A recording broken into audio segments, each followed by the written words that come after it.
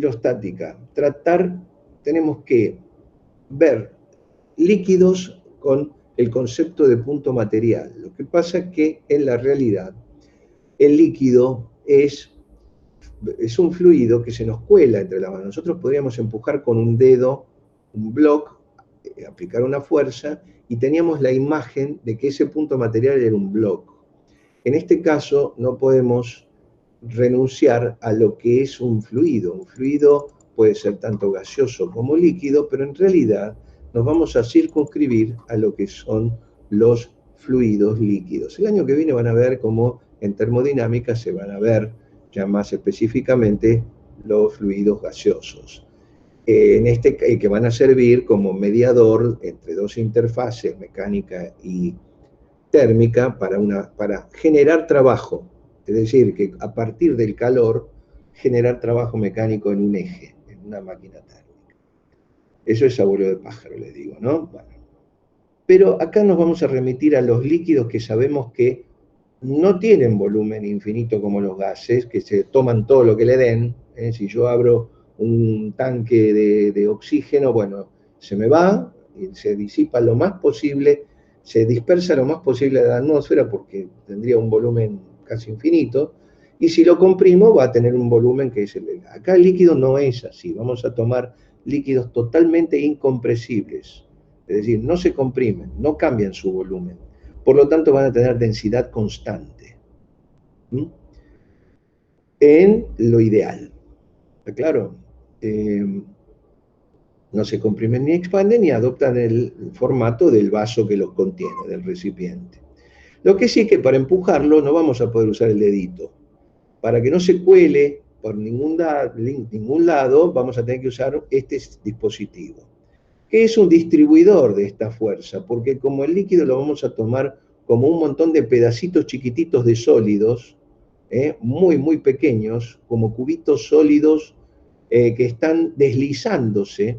Es como si tuvieran un rulemán entre uno y otro, ¿sí? O como una esferita entre uno y otro, en donde yo puedo hacerlos, moverlos para un lado y para el otro, pero siempre formando una estructura de cubos sólidos.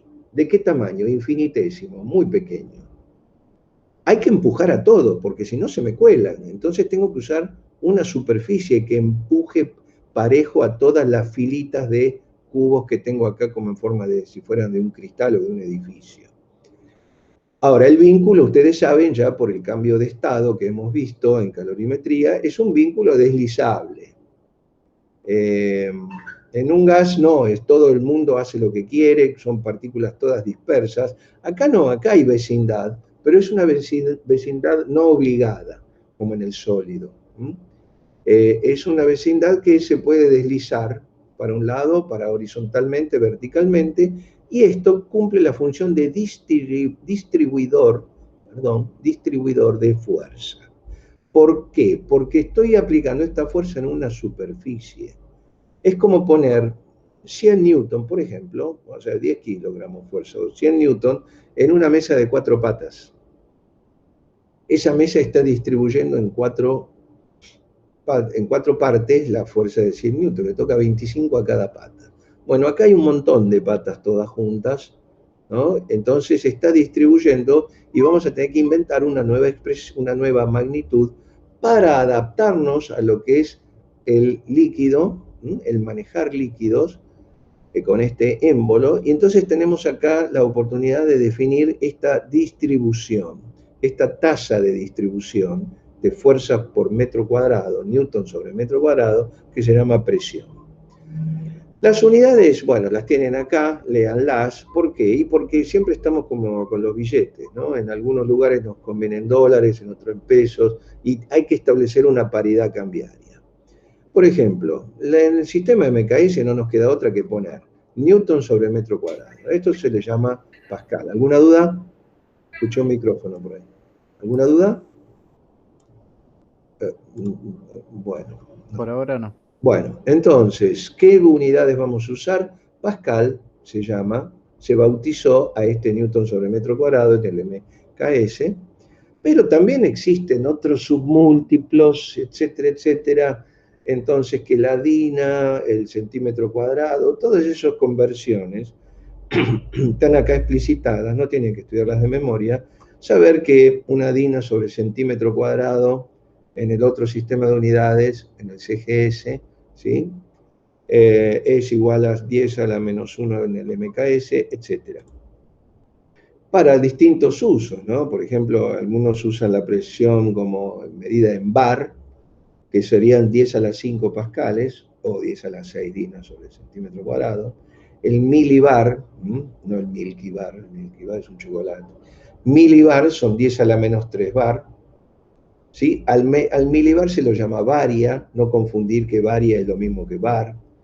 En fin, este tipo de cosas, también la atmósfera, por supuesto, ¿no? La atmósfera se la hace equivaler a 1.013 por 10 a las 5 pascales, o sea, newton sobre metro cuadrado. También están las modificaciones de estas paridades que son las más que se domestican a cada disciplina. Por ejemplo, en la meteorología. No van a decir, hay una presión de normal, ¿no? Que es la estándar, la que se considera normal, de 1.03 por 10 a las 5 pascales, porque la gente va a empezar a decir, ¿qué es 10 a las 5? ¿En qué idioma me da? Bueno, entonces ponen lo siguiente. Este 10 a la 5 es 10 a la 2 por 10 a la 3, ¿no es cierto? Se suman el producto se suman las potencias. El 10 a la 2 se lo pone como hectopascal. Y este 10 a la 3 se lo mete acá y se dice presión 1013 hectopascales. ¿Por qué es una atmósfera? Porque si no uso es un estándar de decir, bueno, cuando hay una atmósfera ni llueve ni deja de llover. Es decir, es una presión estándar a partir de la cual, ¿qué? Si es mayor, estoy en una zona en donde la atmósfera, como es un elemento gaseoso, ejerce una distribución, ese efecto distributivo sobre el planeta, a nivel superficie, ¿no? Estándar, tal que, ¿qué cosa? La comparo con las zonas aledañas. Si yo tengo una presión por arriba de eso, significa que toda la masa de aire que me está, que miro para arriba y que me está apretando, es mayor acá que en otras zonas del planeta. ¿Qué va a pasar? Bueno, ustedes saben que si acá está más comprimido el aire que en otros lados, va a tender a irse hacia otros lados. Y arrastra todo. Arrastra la atmósfera, se me va para otro lado por tener más presión que esta una atmósfera, y entonces se lleva todo, se lleva las nubes, entonces el día está despejado. Ahora, cuando tengo menos que esto, entonces es al revés. En otros lados hay más presión que acá. Entonces se me viene todo. Se me vienen los vientos, las nubes, entonces se me encapota. Cuando dice 998, está por debajo de esto, es muy probable que esté nublado. Y si nosotros en nuestra posición tenemos viento del sudeste, encima carga de humedad del río, y seguro llueve. O viento del este también, que es lo mismo, ¿no? Prácticamente.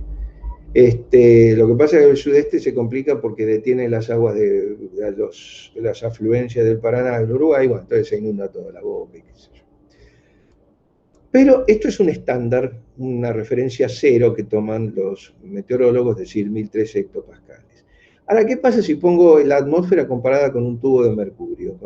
Mejor dicho, sí, con un tubo con vaso comunicante. Bueno, hay un equilibrio y yo tengo que compensar esa atmósfera en condiciones normales con 760 milímetros de mercurio. Es otro estándar.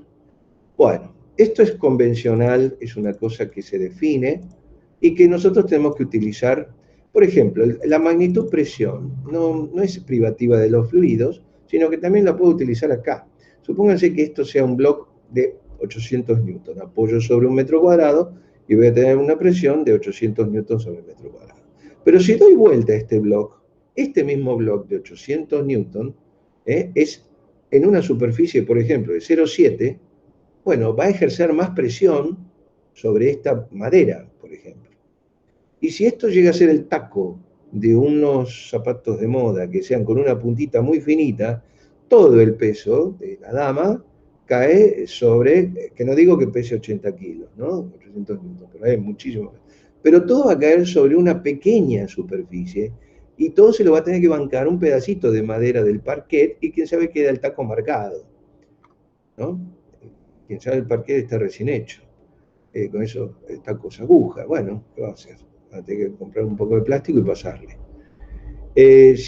Bueno, entonces, si esto no da por terminado con la noción de presión, bueno, reléanla, van a ver que es así y no hay otra forma de explicarla. Repaso de magnitudes, densidad. Sí, dijimos que la densidad iba a ser constante, tenemos masa sobre volumen, kilogramos sobre metro cúbico en MKS, y el peso específico sería como decir masa específica. Lo que pasa es que esto, al tasarlo por unidad de volumen, yo lo que estoy viendo cuál es el material en cuestión, porque no estoy viendo masa. Masa puedo tomar según la cantidad de volumen que tome 1000 kilogramos masa de telgopor, o un container de telgopor, quién sabe, es una barbaridad pero en realidad, si lo pusiese de plomo, entonces sería muchísimo más. ¿Por qué? Porque la densidad, que es la propiedad específica del material, para dar una figura de mérito a esa compacticidad de materia, se toma por unidad de volumen, como decir, a todo el mundo, sin coronita, estoy midiendo cuál es su masa. O sea, para ver exactamente cuán denso, qué cantidad de materia está comprimida ahí en un dado volumen para todo el mundo igual. El peso específico es lo mismo que esto, pero por G. Sería un newton sobre metro cúbico en vez de decir kilogramos por metro cúbico, teniendo en cuenta que la aceleración de la gravedad sea 10, ¿no es cierto? Un redondeo. Pero esto sí, densidad por gravedad nos va a dar el peso específico. Y acá ponen un ejemplo. Ese ejemplo es calcular el volumen, saber que el volumen que lo van a usar en un ejercicio más adelante es 4/3 de pi r cubo. No me vengan con r cuadrado porque esto daría metro cuadrado y no puede ser un volumen metro cuadrado, ¿sí? Entonces tenemos el volumen, entonces calculamos la masa y se ve que son 5 y pico, casi 5,6 veces más densa que el agua, por ejemplo. El agua sería 1000 kilogramos por metro cúbico y acá tenemos 5593 de un pedazo de tierra que ustedes, qué sé yo, en cualquier parte saquen con la pala. Esto es un promedio, ¿no es cierto? Bueno, ¿cómo podemos ver qué pasa con esto de la presión, de manejar el pistón o émbolo, como se le llame, esta fuerza sobre superficie? ¿Qué es lo que en concreto estoy haciendo? Estoy instalando en este líquido, en todo el seno de este líquido, en todos estos puntos estoy instalando un valor de presión, que es un escalar. Esta fuerza sobre superficie está aquí, aquí, aquí, aquí y en todo punto. ¿Sí? ¿Cuánto va a valer? Fuerza sobre superficie. ¿Cómo podemos ver un poco más con una lupa este punto o este o cualquiera de este líquido? ¿Cómo podemos? ¿Hasta acá se entiende lo que vamos viendo? ¿Sí o no? ¿Sí? Sí, por ahora sí, profe. Bueno, ¿cómo podría yo ver, si pongo un microscopio, este punto? Lo puedo ver como un cubo sólido. ¿De qué dimensiones? Y las mínimas. ¿Qué es mínimo? Lo que yo quiera. Cuán mínimo me dé la exigencia del experimento, digamos, vamos a decir. Determino que el mínimo, el punto que está acá, es un cubo de diferencial X, diferencial Y, diferencial Z, cuyo volumen es un diferencial de volumen del producto de las tres magnitudes. Su densidad, bueno, va a ser la densidad por este diferencial de volumen, me va a dar el diferencial de kilogramos que tengo yo acá, kilogramos masa. Y el peso específico me va a dar este peso específico en vez de ser densidad, multiplico por G, peso específico por el volumen, me va a dar el diferencial de peso, ¿sí? De peso en Newton de esto que está acá. Bueno, ¿qué estructura estoy visualizando? Que estos cubos en un líquido están configurados así, en forma, como ya les dije, para que sea un fluido no viscoso, esto tiene que rodar de una manera perfecta. Es decir, si yo libero esta columna del medio, esto se cuela sin que ésta se sientan molestas por este deslizamiento. Si empieza a haber algún tipo de limitación en estos deslizamientos que tendrían que ser perfectos, entonces ya el líquido no es el que estamos tratando. Nosotros vamos a tratar un líquido de viscosidad cero. Si esto está rozando con esto, cuando yo tiro esto, arrastra alguna de estas otras dos, entonces ya el líquido es viscoso. Si no, vuelque en un vaso de agua con agua o vuelque en un vaso con yogur. Van a ver que es todo un proceso como que una cosa arrastra a la otra. Es decir, va a haber un rozamiento entre estas superficies, no es una cosa ideal. Nosotros vamos a remitirnos a líquidos sin viscosidad e incompresibles, es decir, esto no se achica, el volumen va a ser siempre el mismo, por más que yo ponga pistón, comprima y todo eso. Bueno, la presión, vamos a ver que, ¿por qué cuando yo voy a una pileta y se me cae la piedrita, tiro la piedrita y voy al fondo, ¿por qué aprieta más el oído en el fondo que en la superficie? ¿Por qué a medida que yo voy metiéndome adentro tengo que tener hasta trajes especiales, los buzos, para poder contrarrestar ese incremento de presión? Por empezar, pongo un eje I positivo hacia abajo y voy a recurrir a lo que yo ya aprendí en estática de lo que es un bloque sobre el otro. En este caso tenemos la ventaja, en los problemas de estática veíamos todas las fuerzas de contacto, si ustedes recuerdan, de bloques de distinta masa. Acá tenemos la ventaja de que todos los bloques están apilados y son, por ejemplo, la presión acá no va a ser la misma que la de acá porque se suman todos estos bloquecitos empujando hacia abajo. Así que con la misma técnica con la que trabajamos el punto material en estática, vamos a trabajar este punto material, que es la millonésima parte, como ustedes quieran, de lo que es un fluido. ¿Cómo sabemos? ¿Qué ciencia venía de antes? Y que toda esta fuerza de contacto que este piso está ejerciendo, vamos a suponer que estamos en el fondo del tacho, ¿no? De la pileta. Esta fuerza que está haciendo el piso hacia arriba, sobre este punto material, es igual a todas las que se ejercen hacia abajo. ¿Cuáles son las que se ejercían hacia abajo? Repásenlo, la fuerza del bloque A sobre B, es esta fuerza de contacto que salía por la tercera ley acá al cambiar de sistema, la misma, idéntico a lo que vieron. Eso más la atracción gravitatoria, que es el peso en sí, tiene que ser igual a lo que tira para arriba esta fuerza. Es decir, esta ecuación que está acá. Tiene dos miembros esto, la fuerza del piso sobre el bloque es igual al peso más la fuerza del bloque A sobre B. Está claro eso, me imagino que eso lo habrán visto. Seguimos con esa expresión anterior, pero la vamos a ir desgranando un poquito, ¿no? En la cara fuerza inferior menos fuerza superior tiene que ser el peso. No nos olvidemos que la fuerza inferior, esta es mayor que esto. Esto es mayor que esta que está acá de arriba, porque se banca también el peso del propio bloque. Entonces, acá tenemos una fuerza inferior menos superior, tiene que ser positiva. Hoy que andamos con problemas de signo, que quede bien claro. Cierto que esto es mayor que esto, ¿sí? Por lo que se vio. Bueno, vamos a ver qué pasa con qué es fuerza inferior. ¿A qué le llamábamos fuerza de este infinitésimo de partícula? Bueno, nosotros tenemos que movernos en el lenguaje fluido ahora. Es decir, estar aplicando las leyes de Newton, que eran con fuerzas, con deditos que empujaban, pero ahora sí tenemos que empujar de una manera más adaptada a lo que es el fluido, es decir, ejerciendo una presión, una fuerza distribuida en un pistón. Entonces acá vamos a empezar a meter lo que es, a traducir lo que era el lenguaje del bloque, del punto material bloque sólido, a lo que es el punto material bloque líquido. Acá en realidad la fuerza inferior es la presión en el punto inferior por el diferencial de superficie. Y lo mismo con la superior. Todo esto hay que traducirlo como presión inferior menos presión superior por diferencial S. Pero, como la presión inferior y la superior, entre ellos hay un diferencial de altura, No puede haber una diferencia menor de presión, porque esto es un, entre comillas, un sólido.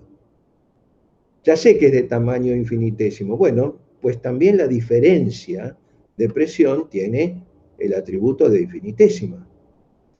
Por lo tanto, tendríamos que traducir este primer miembro de la ecuación de estática, de la primera ley de Newton, poniendo esto que está acá, diferencial P, diferencial S.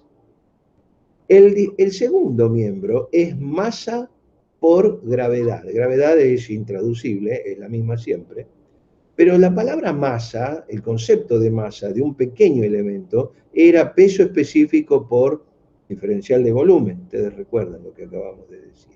O bien, densidad por gravedad por diferencial de volumen. Ahora bien, ese diferencial de volumen, según habíamos visto antes, tenía una superficie y una altura. Es decir, es este diferencial de superficie por diferencial de I. Así que podemos seguir traduciendo eso, simplemente viendo lo que estaba escrito antes, y podemos poner que M por G, que es este segundo miembro, lo podemos poner como delta G diferencial S diferencial I.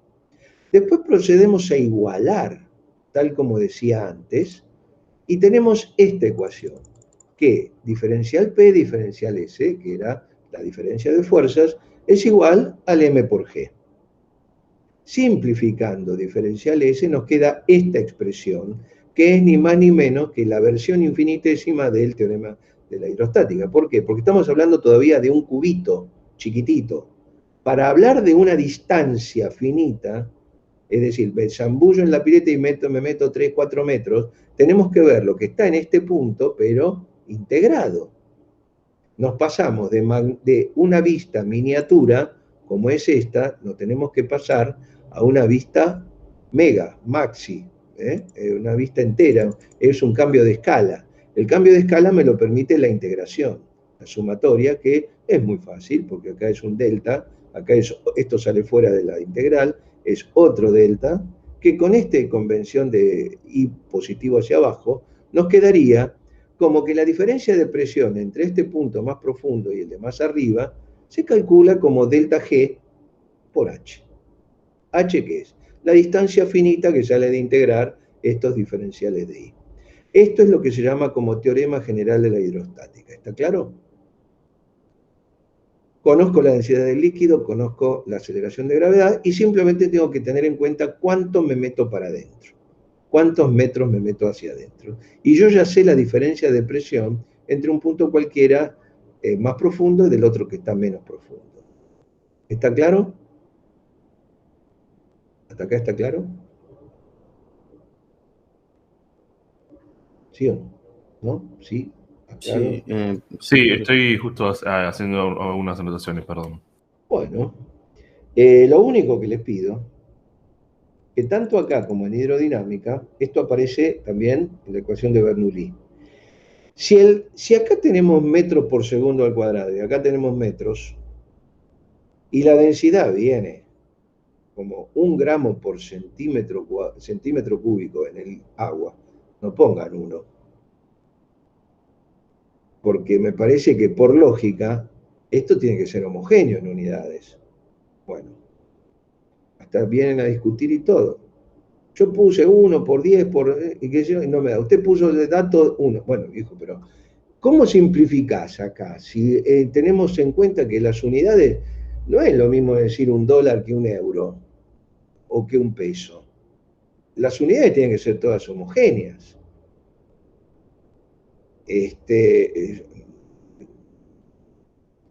Me parece, ¿no? Que si qué sé yo, los metros, los dólares por metro cuadrado, ¿no? Que vale una propiedad, después lo multiplico por 10, por 100 metros cuadrados, eso me da en dólares. Pero si me dan dólares por centímetro cuadrado, no me va a dar bien en la cotización si acá pongo metros cuadrados. No sé si me explico. Tiene que ser homogéneo. No les cuesta nada pasar. Además que imaginativamente, 1 centímetro cúbico, que es un tarrito de azafrán, un poco más grande, es 1 gramo, ¿sí? 1 metro cúbico no puede ser 1 gramo, tiene que ser 1000, 1 kilogramo, ¿está claro? Entonces, a esto es importante porque son muchas fuentes es una fuente muy grande de error en los ejercicios. Lo digo por estadísticas, ¿no? Bien, sigamos. Vamos a un ejercicio. Me dan un recipiente, que es una pileta de natación, con una dada profundidad, no me van a hacer una escalerita ni nada, pero me dan 3 metros, 30 metros de largo y 10 metros de ancho. Está llena de agua hasta el tope y me están pidiendo qué fuerza hace el agua en el fondo, en las paredes, ¿no? Fuerza, es como si yo tuviera que construir una pileta en un edificio y necesito cuánto me va a pesar porque tengo que diseñar las columnas. O si tengo que poner algún hormigón acá, ¿de cuánto? Porque esto va a ser fuerza hacia acá. ¿Cuánta es esa fuerza en Newton? Entonces, ¿cómo se hace eso? Bueno, yo sé que en la pileta hay una presión atmosférica que está apretando. Está apretando. Además, existe la filita esa de cubitos que hemos visto que también están apretando a este punto. Bueno, tendré que calcular la presión, por ejemplo, para el fondo de la pileta. Tengo que saber cuánto aprieta todo, lo que es la presión atmosférica y todo lo que está hasta el fondo, con esta H que es la profundidad, que en este caso son 3 metros. Bueno, ¿qué uso? Y el teorema que acabamos de ver, que la presión en el fondo es la parte más arriba más delta GH, que es la diferencia, el H es la diferencia de alturas. Acá tienen todo hecho el cálculo, y fíjense que el problema del cálculo en el fondo es lo mismo que vimos antes, nada más que después para conocer la fuerza, si yo conozco la presión en el fondo, conozco esa presión en el fondo, para conocer la fuerza en el fondo, tendré que multiplicar por la superficie. Que en este caso, viendo las dimensiones de la pileta, son 300 metros cuadrados en el fondo. Quiere decir que tengo la presión atmosférica más el incremento por el H del líquido, me da una dada presión que me da 131,3 por 10 a la 3 pascales, y luego eso lo multiplico por la sección, la superficie. Me da una fuerza de tanto, 394 por 10 a la 5 newton. Ahora, ¿cómo se calcula la fuerza lateral? Eso es lo que sí me interesa que vean. Acá sí apelo un poco al criterio de ustedes. ¿Por qué? Porque yo tengo que obtener acá una fuerza en Newton, ¿sí? Porque estoy en el aire, no estoy en el fluido. El fluido lo único que va a colocar, va a instalar acá una línea de presiones. Pero en este caso no es única, como en el fondo, es variable. Acá tengo una presión que coincide con la superficie, que es la atmosférica. Altura, vamos a decir, la H que venía para abajo es 0. O sea que acá es simplemente, esto es 0, y es la presión atmosférica, la presión en el punto A. Pero la presión en el punto B es la que calculamos antes. ¿Cuál uso? ¿La de A o la del fondo? ¿La de arriba o la de abajo? ¿Cuál usarían ustedes? Espero la respuesta. Perdón, profe, de curiosidad, si reemplazamos H por X, ¿no debería darnos también el resultado de la presión? Me va a dar la presión acá en este punto, si reemplazo H por X. ¿Sí? Y buscamos nosotros en el punto AX. Bueno, pero yo digo, ¿qué presión global, pueden hacerlo así, pero qué presión global ustedes pondrían acá? Sobre todo, para no tener, digamos, cargos de conciencia. Ustedes conocen en la atmósfera y en el fondo.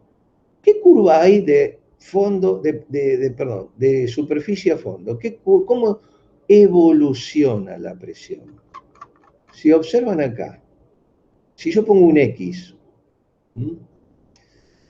¿cómo evoluciona la presión?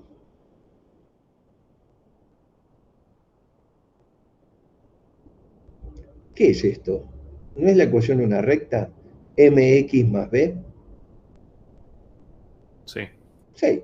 Entonces me puedo aprovechar de esta ecuación de recta, como hicimos en cinemática, es un recurso que vimos en cinemática, cuando la velocidad aumentaba en función del tiempo en forma de promedio y teníamos que hallar el área bajo la curva, tomábamos un promedio asemejándonos al teorema del valor medio del cálculo integral. Quiere decir que ya que tengo una recta, hago fácil todo, porque yo digo, la presión en el punto más alto y en el más bajo es esta, voy a tomar un valor representativo de presiones como el promedio.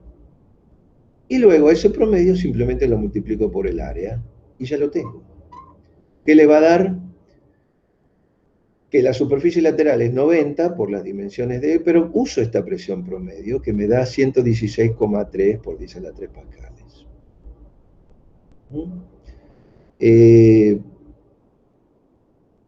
En función de profundidad, bueno, podría haber hallado acá y hallar el punto, después colocar ese valor en la ecuación de promedio, que es lo mismo.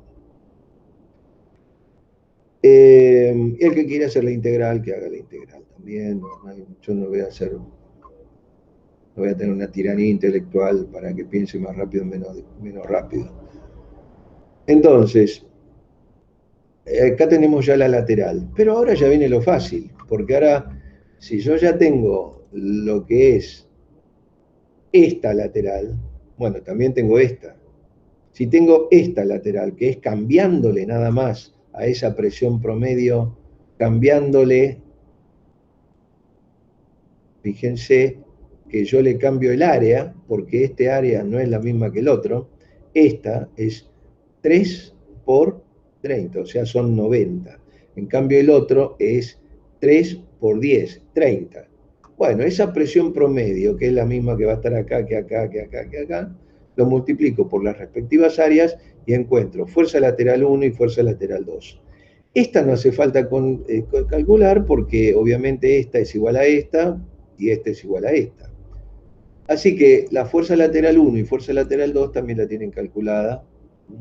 Y pueden calcular la fuerza total, que no sé muy bien para qué la piden, pero también pueden hacerlo. Es más interesante saber cómo se calcula cada uno. La lateral 1, que es la con los 30 metros cuadrados que habíamos visto, y la otra con los 90 metros cuadrados, pero siempre usando esa presión promedio, ¿no?, en cada uno de los dos cálculos. Bueno, esto es una forma de ver. Otra más interesante para ver en los líquidos es cuando se los pone en un tubo así de vasos comunicados, uno con otro, o vasos comunicantes. ¿Qué está pasando acá? Acá se pone un dado líquido, como por ejemplo mercurio. Entonces adopta, obviamente, como la presión acá es la misma que acá, es decir, la atmósfera actúa igual en los dos lados, no tenemos que estar haciendo tanta discriminación, ¿no?, de un lado del otro. Ahora, si hubiera acá un vacío, una tapa, y acá, entonces sí, obviamente esto se va a ir para allá, porque la atmósfera está apretando por un lado y por el otro no, pero acá no hay problema de eso, acá también. ¿Pero qué está diciendo el problema? Acá ustedes tienen mercurio con esta altura. Ahora, luego se echa agua a esta porción, a este lado del vaso comunicante, al derecho. Y resulta que acá hay un H2. Entonces preguntan, no me acuerdo bien la pregunta, ¿cuánto es se eleva el nivel de mercurio del brazo izquierdo respecto de su nivel inicial? ¿Cuál es el nivel inicial del mercurio? Yo en la foto 1 tengo esto. Pero me están pidiendo cuánto vale este delta H, cuánto se sobreeleva. Bueno, no es tanto problema, pero ¿por qué? Porque es un detalle de lo que es la primera idea que yo tengo que tener. ¿Cómo resuelvo este tipo de problemas? Siempre me voy a poner en un punto de separación, una interfaz entre los dos líquidos, que es un punto de referencia. Yo sé que la presión acá, en este punto, por lo que yo estudié de antes, es como si fuera un recipiente con agua, por ejemplo, en el fondo de este recipiente hay una presión de ¿cuánto? Presión atmosférica más la altura de este líquido. delta G H2. Pero en este mismo punto, si esto está en equilibrio, está todo quieto, acá tiene que haber exactamente la misma presión que acá. Porque si no, ¿por qué esto está quieto? Si acá presiona de una manera distinta que otra. Está todo quieto. Así que esta presión es la misma que esta. Por lo tanto, acá, por lo que estudié antes, va a haber una presión atmosférica en este punto, más la altura de este otro líquido. Bueno, con simplemente plantear eso ya sale el ejercicio. Es decir, acá está muy explicado. Y acá después, para colmo, desarrolla todo, ¿no?, en base a lo que se estudió antes. Entonces ponen la presión en A es la presión atmosférica más el delta 2 G por H2. La presión en B es el presión atmosférica más delta 1 G por H1. Como la presión A es la misma que la de B, bueno, saco esta expresión y con eso sale el resultado. Acá está todo hecho directo, saco el H1, todo esto, después puedo ver el H1 menos lo anterior, o divido por 2 el H1 y me queda el delta H que estamos buscando en el problema. Pero la idea crucial acá es saber que acá tiene que haber igual presión en esta interfaz que en este otro lado correspondiente. ¿Qué más? Acá tenemos todo el cálculo hecho, después sigue con otro ejercicio. Bueno, este sí es interesante. ¿Por qué? Porque les está pidiendo algo medio insólito. Estamos hablando de fuerzas, presiones, ¿no? Entonces me dicen, hay un cilindro, perdón, un vaso comunicante que no está comunicado, porque acá puse un tabique, que lo puedo variar con este grifo, con esta esclusa, vamos a decir. Por ahora son como si fueran dos vasos aislados. Los dos sometidos a la presión atmosférica y con el mismo líquido. Pero los aislé porque este quiere tener una altura H1 y este altura H2. Y es válido esto porque como acá hay una división, obviamente esto es rígido y se va a bancar la diferencia de presiones que hay acá. Ahora, cuando yo lo abro esto, giro la palanquita, la canillita esta, entonces giro este robinete y se acabó. Acá tiene que haber un equilibrio. En este punto tiene que haber igual presión acá que acá. Pero, me dicen lo siguiente, yo tomé nota de dónde estaba este líquido. Y ahora tomo nota de dónde queda. Pero me mando con una pregunta que me gustaría que me la contesten ustedes. Ustedes saben perfectamente lo que es trabajo mecánico, ¿no? Muy bien. ¿Qué es trabajo mecánico? Una fuerza por una distancia. Pero fíjense que me están preguntando, encontrar el trabajo realizado por la fuerza de gravedad para igualar los dos niveles. Porque obviamente cuando esto se abre, el nivel va a quedar igual que el otro, porque es un vaso comunicante. Y uno dice, la fuerza de la gravedad. Bueno, a ver, la fuerza, ¿dónde la aplico? ¿Cuál es el centro de masa de todo esto? ¿Alguien tiene idea de cómo se calcula ese trabajo mecánico? No me acuerdo. Fuerza por distancia, ¿verdad? Era primero, ¿fuerza Sí, dónde? sí. ¿Y qué distancia? ¿Qué se movió todo eso? La fuerza tendría que estar en un centro de masa, de qué sé yo, por acá. Después termina esto en equilibrio y el centro de masa está justo acá. ¿Qué trabajo mecánico hizo? Bueno, se puede pensar como poniendo estrictamente la función. Yo diría lo siguiente. Vamos a hacer un truco con una tijerita.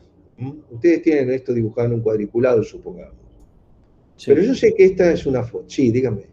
No, que sí, que lo tengo, que lo estaba dibujando por eso. Bueno, supónganse que ponen un número de cuadritos de acá hasta acá. Yo sé que este cuadrado que tengo acá tiene un número de cuadritos del cuadriculado, ¿no? Sí. Ahora yo digo, esta es la foto 1 y esta es la foto 2. El líquido llega hasta acá, va desde acá estrictamente hasta acá. ¿Qué diferencia hay entre foto 1 y foto 2? Tomo una tijerita y digo, voy a recortar, con el cuadriculado me ayuda, supongamos que recorto este cachito de líquido, que tiene un volumen y una masa, por ejemplo, ¿no? Delta, la densidad, por lo que fuera, no sé de qué es. Acá dice densidad ρ. Ojo que acá ponen densidad ρ. En algunos libros la densidad es ρ, en otros libros la densidad es delta. No se confundan con eso. En otros el peso específico es ρ, así que cambian las nomenclaturas de libro a libro. No se hagan problema. Densidad. La densidad es delta o ρ, como la quieran llamar, pero yo tengo la posibilidad de que si tengo acá un cuadradito, yo sé qué masa tiene, porque tengo su volumen. En ambas bases el área es A, así que, bueno, no tengo problema. Yo sé que acá hay un cuadradito de dimensiones absolutamente calculables por los datos del problema. Si yo corto ese cuadradito, esa cantidad de líquido, y la traslado hacia la izquierda, ¿qué trabajo mecánico hice?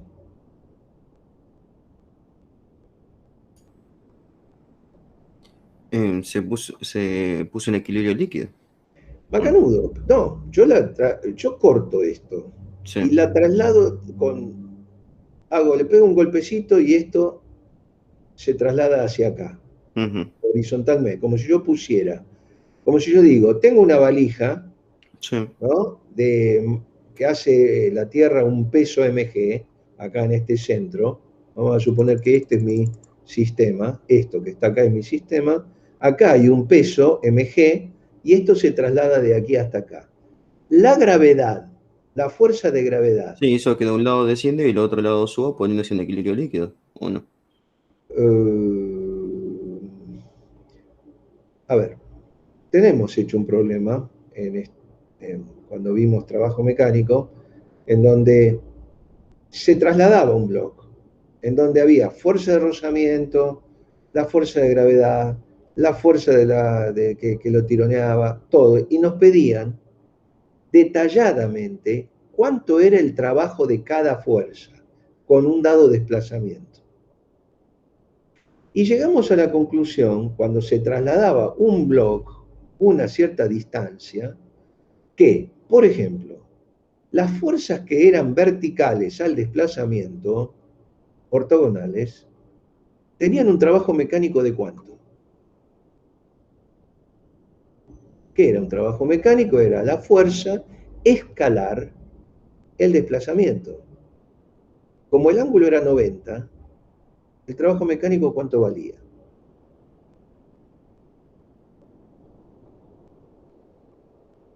A ver, ¿qué ángulo hay entre el peso y el desplazamiento?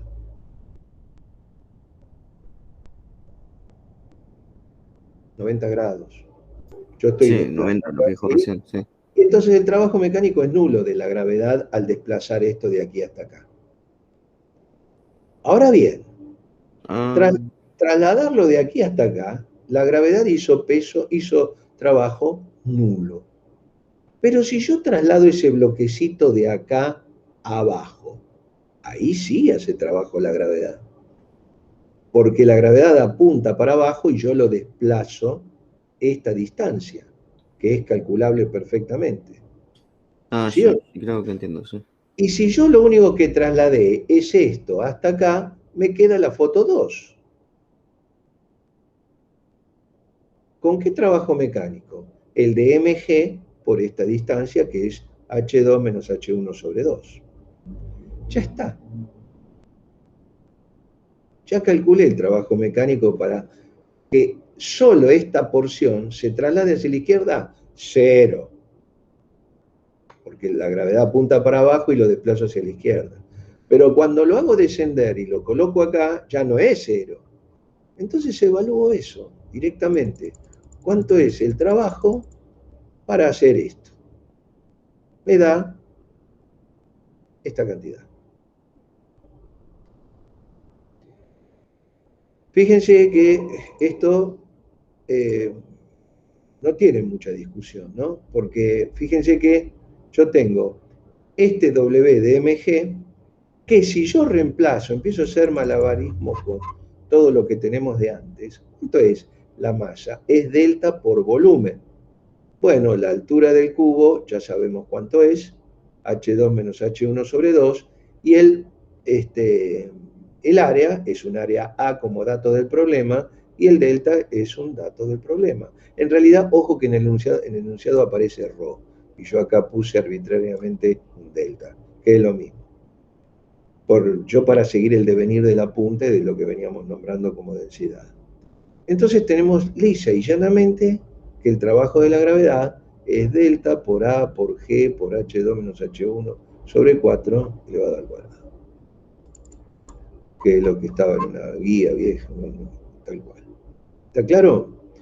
Es simplemente ese ardid que lo vamos a usar en hidrodinámica. Por eso lo estoy resaltando por demás acá. Para la ecuación de Bernoulli vamos a tener que usar este truco.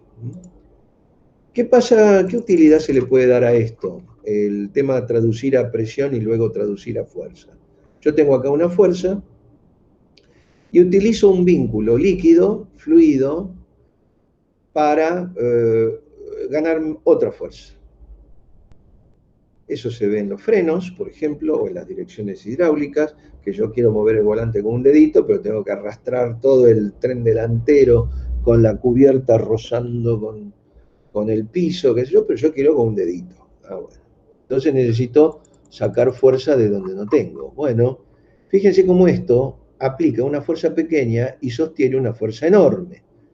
Acá yo la moraleja del problema le estoy dictando, ¿no? Porque me está dando dos pistones con área distinta.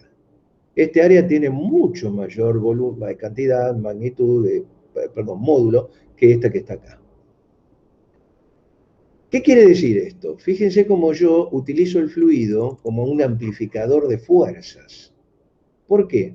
Porque la presión que se está ejerciendo aquí, va a ser exactamente la misma que esta. Lo que pasa es que, fíjense, ¿cómo calculo esta presión? Esta fuerza dividido este área me da la presión instalada en esta primera capa del líquido. Ustedes dirán, pero acá es mayor porque estudiamos que este peso... bueno, sí, no hay problema. Pero esto es igual, esto es mayor, esto es igual, pero después esto desciende. Quiere decir que esta va a quedar igual a esta. Ya sé que si pongo un manómetro acá me va a dar más presión, pero yo quiero evaluar la que están a la misma altura. Ahora, fíjense que si yo tengo acá fuerza sobre A, chiquitita, es la presión, y tiene que ser igual a esta otra fuerza sobre este A, que quién sabe 100 veces más grande, obviamente esta fuerza va a tener que ser 100 veces más. Es decir, un auto, si pongo acá un auto de 1200 kilogramos fuerza, yo puedo con simplemente 120, con 12 kilogramos fuerza sostenerlo. Se le llama prensa hidrostática esto, ¿no? Términos ya más industriales. Acá está hecho el cálculo, van a ver que la relación de área, miren, ven, con casi 13, 14 puedo sostener, con 144 veces más área puedo sostener, ¿no? Equilibrar un peso de...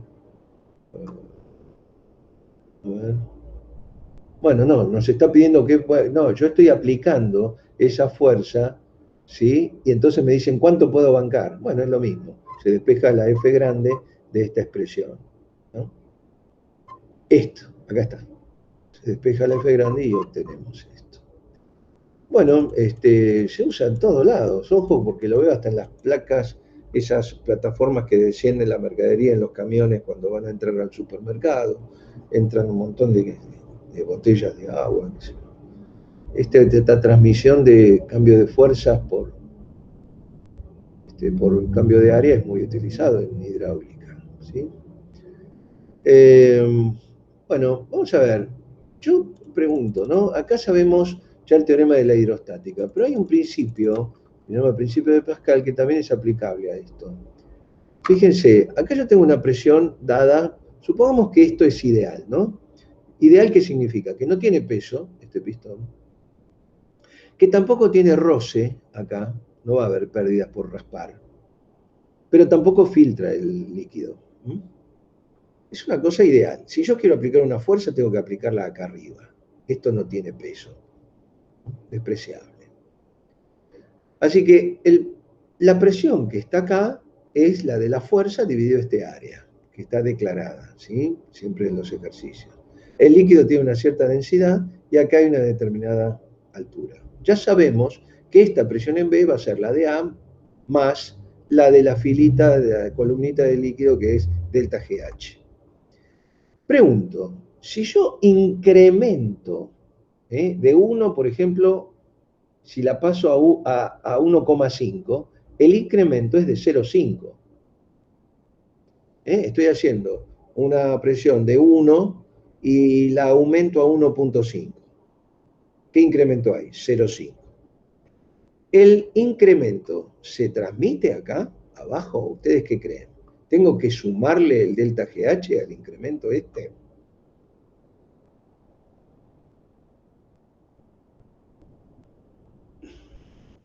¿Qué opinan?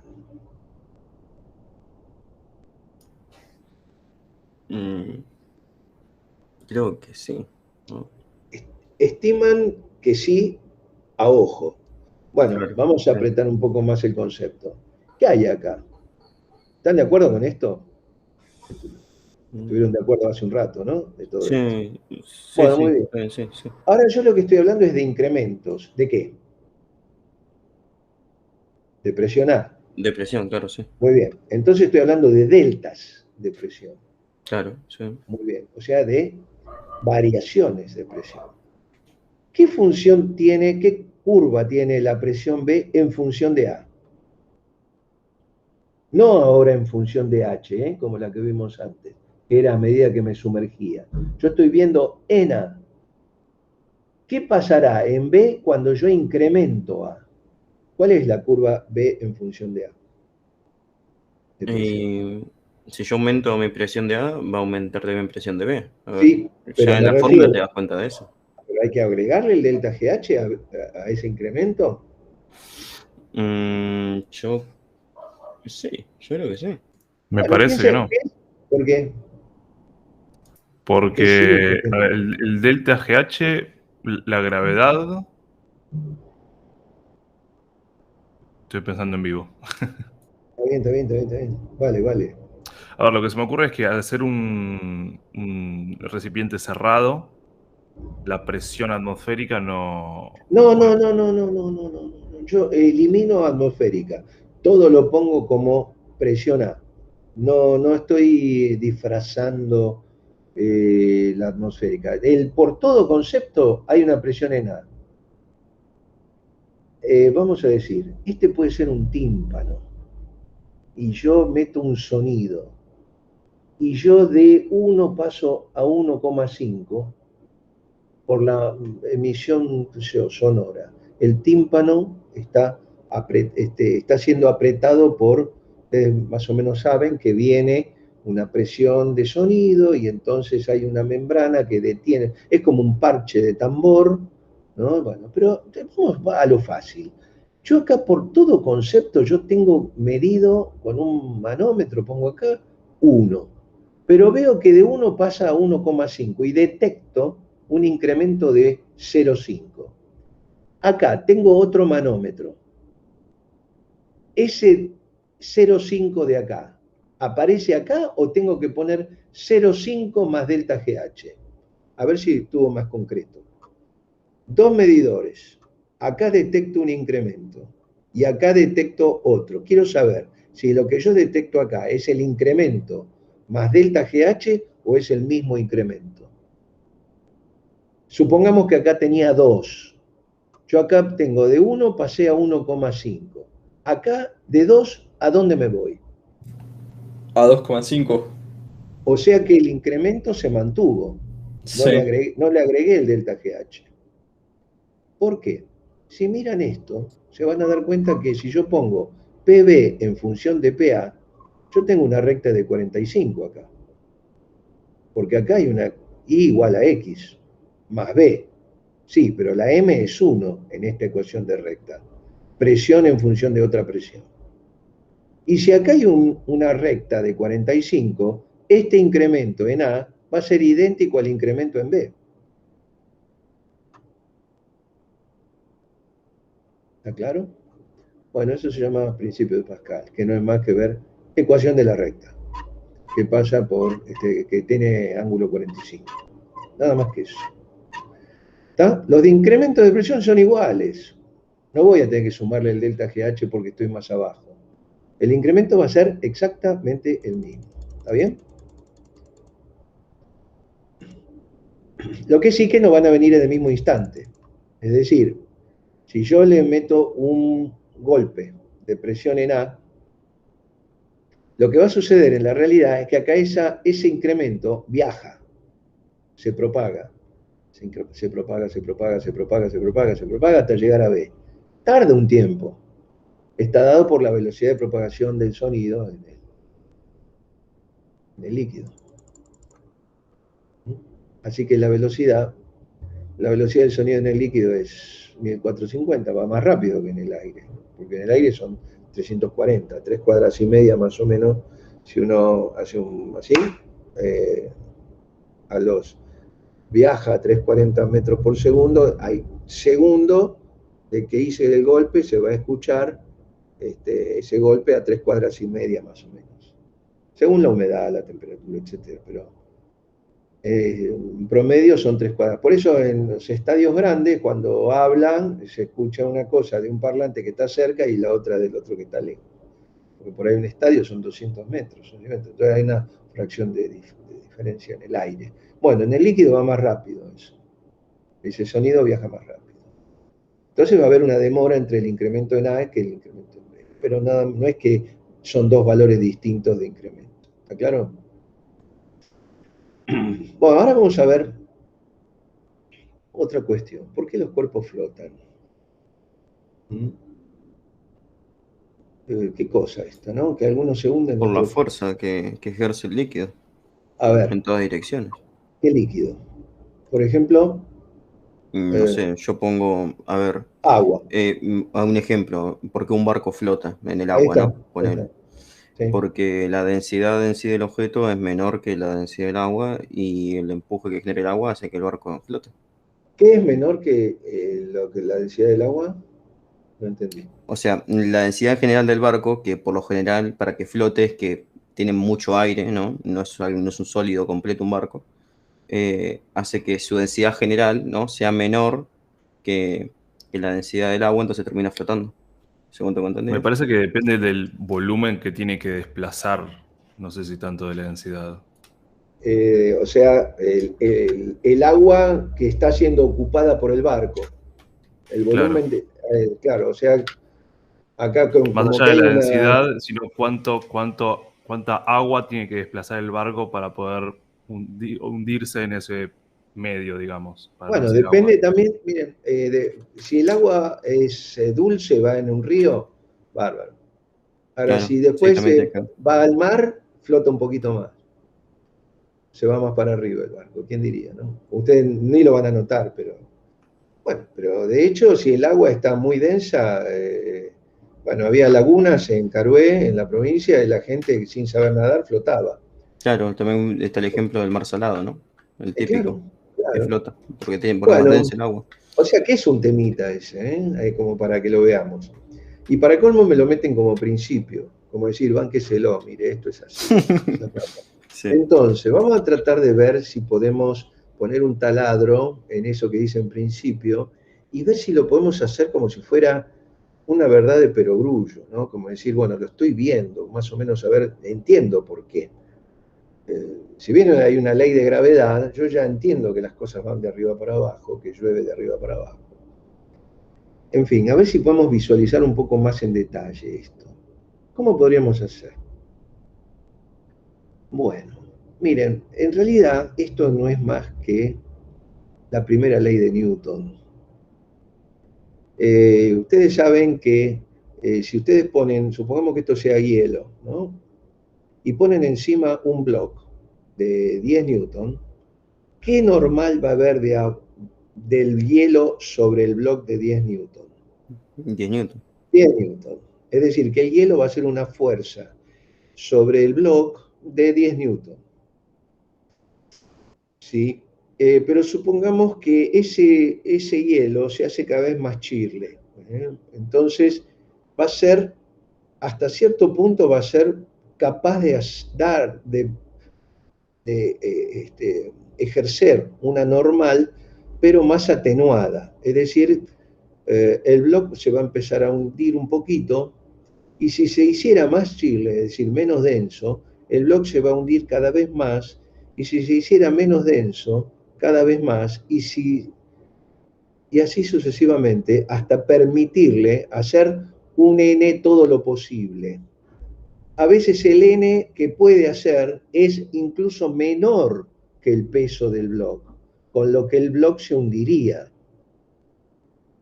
Entonces, estamos en presencia de una especie de normal que, bueno, no es siempre la misma. Pues va a variar según la densidad que tenga este líquido en relación a lo que yo estoy poniendo encima de él. Pero vamos a pensar de cero en otra cuestión. Vamos a suponer que acá tengo un tanque cargado con agua, pero estancada, hace mucho que no se mueve, y imaginen todos esos puntitos o todos esos cubitos puestos en una columna perfecta, al lado la otra columna, y están absolutamente estáticos. Como cuando dicen, sos tranquilo como agua de tanque. Es decir, tengo el agua totalmente quieta, aún pensándola en las minúsculas partículas que nosotros hemos inventado de la teoría anterior. Ahora, ¿qué pasa si yo restrinjo la mirada o la observación a una parte de ese líquido, pero delimitada? Es decir, yo voy a tomar de toda esa infernal cantidad de puntitos los que están en este cubo. ¿Qué va a pasar? Ese cubo que yo delimito tiene un dado peso. Dijimos que la densidad por el volumen, esto está bien visto de lateral, pero imagínense que sigue en 3D, ¿no? Hacia el fondo. Es un cubo. Entonces yo tengo la posibilidad de decir, en este cubo de agua reservada o delimitada para mí, la puedo pintar, vamos a decir que esos cubos los distingo del resto, no que les cambie la densidad, es lo mismo, está idéntico, pero los distingo de lo que es el medio que lo rodea. Es decir, estoy determinando mi sistema acá como el cubo de agua reservada para mi estudio. Digo yo, ¿qué le está pasando a ese cubo? ¿Está en reposo o no? Está en absoluto reposo. Equilibrio, podríamos decir, reposo. No, absoluto reposo, porque además de equilibrado, está con velocidad cero. Ese era un caso particular. El reposo era un caso particular de equilibrio. Equilibrio es velocidad constante, quién sabe. ¿Está claro? Porque si yo pongo una piedra que cae acá, esto va a empezar a caer. Acá cae cada vez más rápido. Ustedes fíjense en las películas cuando cae el piloto que se eyectó, cae cada vez más rápido, pero después llega un momento en que cae a velocidad constante. ¿Por qué?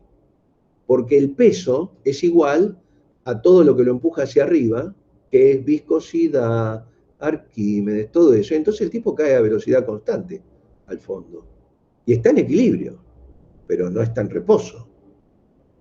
¿Está claro? Esto está además en reposo, ¿sí o no? Sí. Bueno, entonces el peso que está ejerciéndose sobre todo la Tierra que atrae este bloque es igual a ¿qué? Opuesta, también. ¿De provista por quién? Por el líquido, por la flotabilidad del líquido. El medio que lo rodea. Quiere decir que la fuerza que ejerce el medio que lo rodea, ¿cuánto vale? Igual que el peso del líquido. Claro. Bueno, muy bien. Entonces ya sabemos que la fuerza que se empuja para arriba es igual al peso de este líquido que está acá encerrado. Pero la fuerza que está haciendo todo esto, ¿depende de esto que está acá? ¿En qué sentido? Absoluta. Si yo saco esto, supongamos que lo recorto y lo extraigo, ¿esto cambia? ¿Toda esta estructura cambió? No, No. está intacta. Entonces, esta fuerza de abajo hacia arriba sigue estando vigente, porque no dependió del bloque. Es como decir, si yo pongo un piso, Sí. no sé si me explico, el piso resiste lo que resiste el piso. Es decir, acá este medio que rodea este bloque está por las de él, dada la presión atmosférica, toda la distribución que hay acá, ejerce una fuerza de abajo hacia arriba igual al peso de este bloque que está acá. Si yo saco este bloque y pongo madera, que tiene un peso menor que esto, Sí. ¿qué va a pasar? Mm, va a ganar la fuerza de flotabilidad. Claro, exactamente. Entonces la madera se va a hacer. Y si pongo plomo, que tengo una fuerza mayor a la ya decretada por todo este medio, que era el peso Estamos hablando siempre del mismo volumen. Claro. Sí, entonces iría para abajo. Ese iría para abajo. Pero estamos independizando lo que es la fuerza de todo este medio ambiente sobre el objeto que yo esté calculando. Ahora, yo sé que la fuerza que va a hacer todo este medio ambiente es igual al peso del antiguo líquido que estaba ocupando, que era igual que este. Ahora le modifiqué el objeto que está acá, pero todo esto no está modificado. Así que con esa idea estamos diciendo, perdón, esto es primera ley de Newton y se acabó y no hay otra cosa. Entonces, lo que puede decir el principio de Arquímedes es que la fuerza de abajo hacia arriba es igual al peso del volumen de líquido desalojado. Bueno, acá en realidad desalojado es porque hemos puesto un límite a lo que es mío y lo que no es mío. Si fuese madera, agua, mismo líquido. Yo estoy... es igual al peso del volumen del líquido, del objeto sumergido, cuando ese es agua, cuando es el mismo líquido que está formando parte del medio ambiente, digamos. Si fuera aceite, un cubo de aceite también se queda estático ahí. Porque la fuerza de abajo hacia arriba va a ser igual al peso del bloque de aceite. ¿Está claro? Entonces, con ese principio podemos seguir adelante en todo lo que viene. En este cubo que yo delimité hay una fuerza superior, fuerza inferior, todo lo que ustedes quieran, de abajo hacia arriba. Las laterales se cancelan, por supuesto. Entonces podemos hacer las cuentas. Bueno, todo esto está narrado, qué sé yo, y acá tiene la conclusión de una vez que se sumergió, entonces va a haber un empuje ascendente igual al peso del fluido desalojado por el cuerpo, sea cual fuere. Puede ser incluso el mismo líquido que forma parte del medio ambiente. Ahí es donde estaría absolutamente en reposo. Ahora bien, vamos a hacer un ejemplo. Acá yo estoy usando un bloque de hielo. Obviamente, el hielo, ustedes van a ver que si yo ocupo este volumen de este hielo, lo ocupo con este agua que está acá, ¿no? Ve, acá están los pececitos. Obviamente, si yo ocupo acá esto con agua, esta agua va a estar estática, como habíamos dicho antes de delimitar el líquido dentro del líquido. Entonces, el empuje hacia arriba va a ser ¿qué? El peso del agua que ocuparía este hielo, nada más. ¿Está claro? Pero lo que pasa es que ahora le pongo algo más liviano que el agua en densidad. Entonces, si le pongo algo más liviano, ¿en qué habíamos quedado? Que este empuje era mayor que esto. Entonces, esto tiende a irse hacia arriba, ¿o no? Pone el cubito en el agua y le está flotando, ¿sí o no? Sí. Bueno, entonces, porque el agua es la única sustancia que al congelarla se dilata. Si se dilata, pierde densidad, obviamente, contrariamente a todo lo que le pasa a las otras sustancias que al enfriarlas se contraen. El agua, bueno, una excepción. Y entonces yo estoy poniendo este mismo volumen, porque está justo en la superficie, este mismo volumen desalojado, con un peso menor que lo que tendría si estuviera cargado con agua. Por lo tanto, gana el medio ambiente acá, empuja más. Entonces se utiliza eso como flotador. A ver qué pasa. Le pongo un auto arriba. Este auto lo diseñó especialmente para mí Cheap Foods el año pasado. Y bueno, entonces acá está presionando hacia abajo. Siempre y cuando la densidad de hielo con el auto sea mayor, flotaría. Momento. Vamos por partes. Sí. Lo conocen a Cheap Foods, ¿no? ¿Conocen? No. Ah, ¿no? ¿Nunca vieron el garage? No, perdón, el garage no. Overhauling. Ah, sí, es que no me sé los Bueno. nombres, yo soy malísimo con los nombres. Bueno, entonces, acá hay un auto, o fuera un bloque, o sea lo que fuere, que hace una fuerza hacia abajo. Así que todo esto que está acá también tiene su propio peso hacia abajo. Lo que sí, que si yo le saco el auto, esto flotaría en parte, estaría sobre la línea de flotación, porque le está ganando el empuje de Arquímedes. Arquímedes le gana al peso del hielo. Lo que pasa es que Arquímedes va a estar igualando al peso de hielo más el del auto. ¿Está claro? Sí. Porque bueno, entonces, ¿cuál es el cálculo? Si yo conozco estas dimensiones, yo puedo decir, ¿cuánto pesaría esto si fuese agua, como la de este pececito? Y estaría pesando la densidad del agua por su volumen. Perdón, el peso específico por su volumen. Muy bien. Ya sé cuánto vale el empuje entonces. Lo que pasa es que ahora lo estoy reemplazando el agua por algo que es densidad menor. Por lo tanto, tendería a flotar. Ojo, momento. Tendría menos peso que el empuje, pero esto más esto, según lo que me dice el problema, esto más esto tiene que ser igual a esto. Diseñe, me dicen, calcule cuánto tiene que medir esto en volumen, o creo que en altura nada más, porque me dan el área. Es lo mismo. ¿Qué volumen tengo que usar de hielo para que me sirva de barco?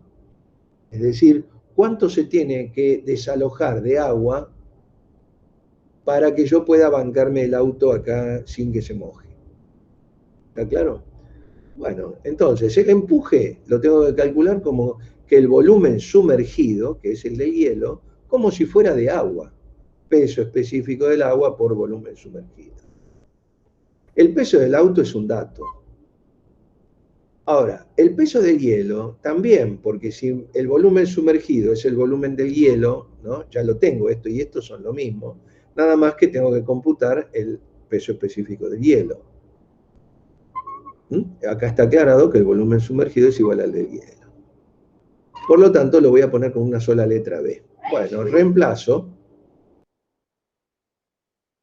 reemplazo acá y lo que voy a obtener es ¿qué? Sumatoria de fuerzas para arriba igual a sumatoria de fuerzas para abajo.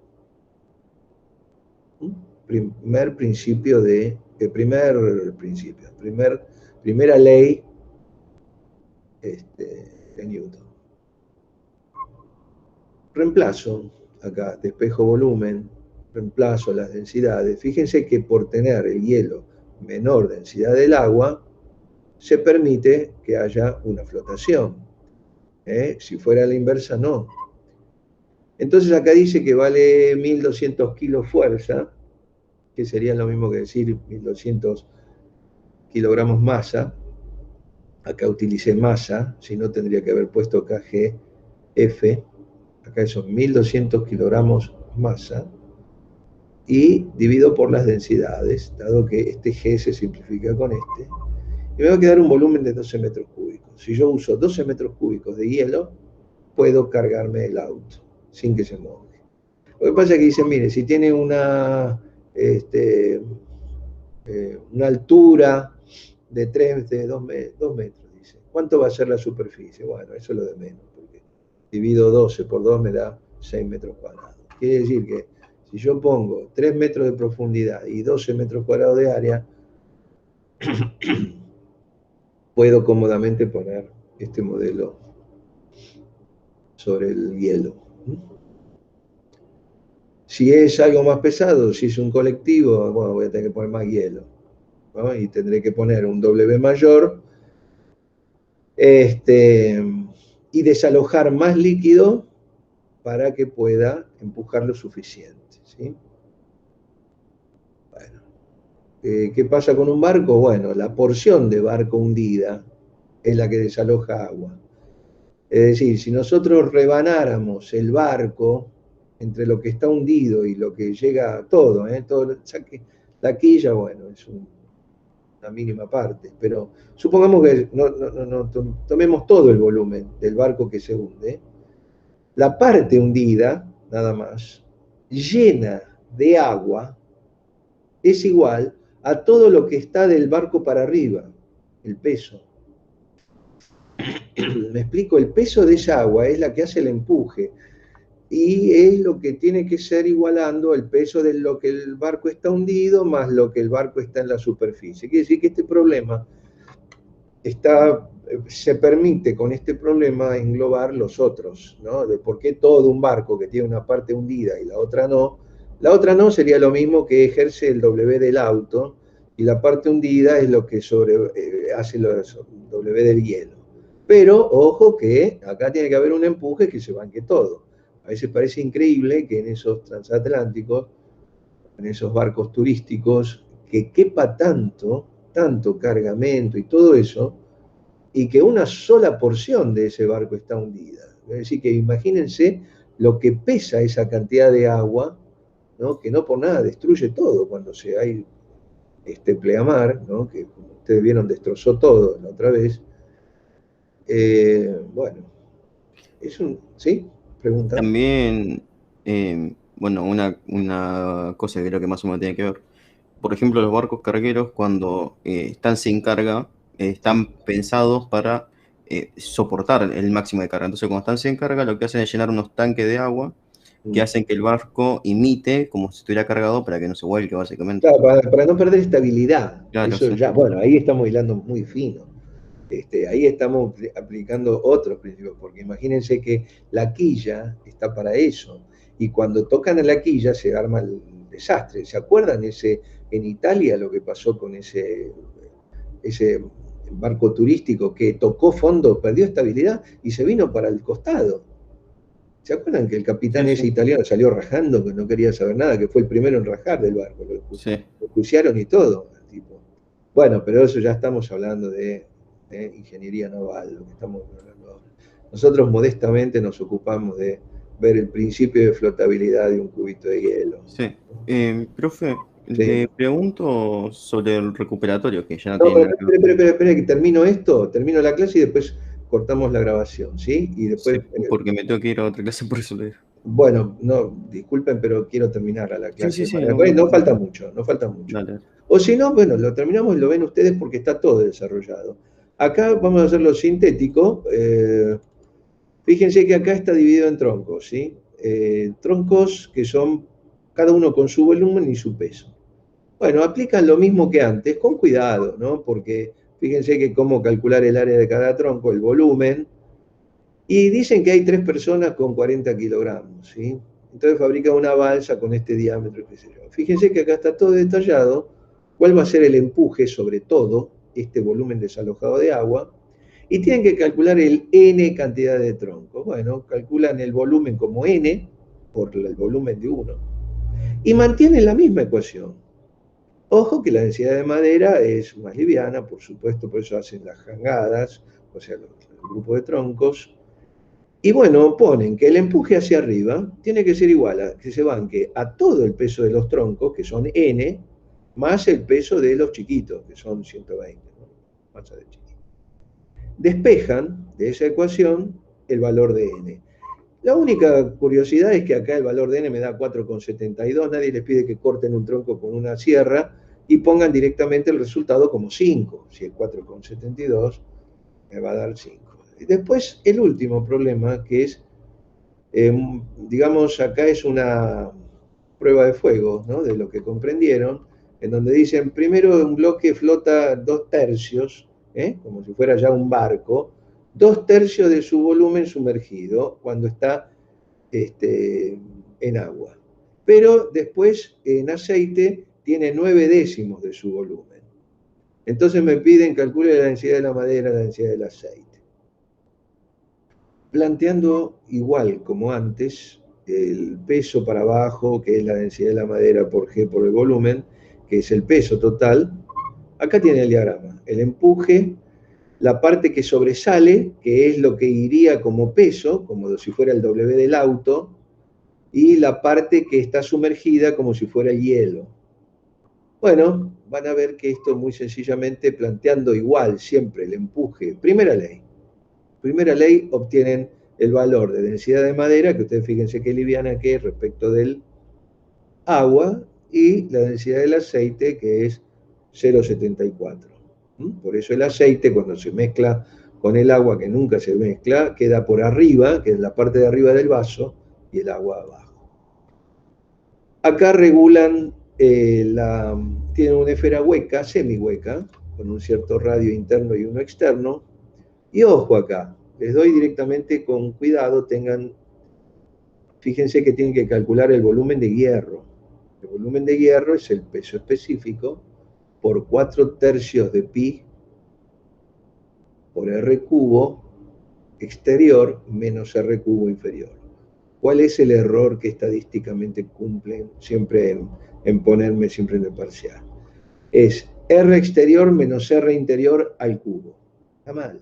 Ustedes están restando volúmenes, no restan el volumen del agua que se desalojó, que es con el radio exterior, menos el volumen del hierro que está dentro.